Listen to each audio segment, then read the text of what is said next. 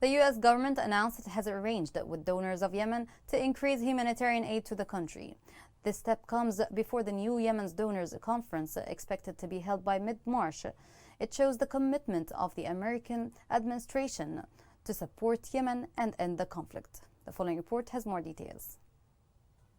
The U.S. continues diplomatic efforts to increase humanitarian supplies to Yemen and to urge contending parties to quit hostile acts and fully participate in the UN-led political process for peace. During his travel to the Gulf Sea, U.S. Special Envoy to Yemen, Tim Lenderking, expressed the administration's view after the Security Council chose to renew the arms embargo on the Houthis for another year and designate the group as a terrorist militia for the first time in UN history. The Council strongly condemned the cross-border attacks by the Houthi terrorist group, including attacks on Saudi Arabia and the UAE that struck civilians and civilian infrastructure. According to the State Department, Lenderking flew to the Gulf to encourage parties to discontinue aggressive actions, fully participate in an inclusive UN-led peace process, and take immediate steps to alleviate Yemen's humanitarian situation. The statement emphasized that the U.S. remains committed to advancing a durable resolution that ends the conflict, improves Yemeni lives, and creates the space for Yemenis to collectively determine their own future,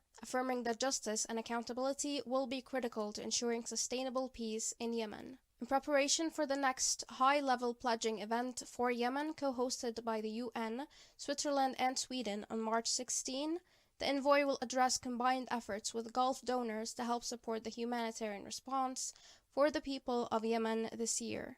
The U.S. urges donors to provide considerable assistance to the Yemeni people. Washington continues to emphasize the importance of working to end the crisis in Yemen and for disputing parties to return to the negotiation table. Last week, members of an international network backing the Houthi battles against the Yemeni government were sanctioned by the U.S. 3 people and 8 institutions, as well as a marine freight carrier, were sanctioned as part of the network, which is controlled by Iran's Revolutionary Guard Corps.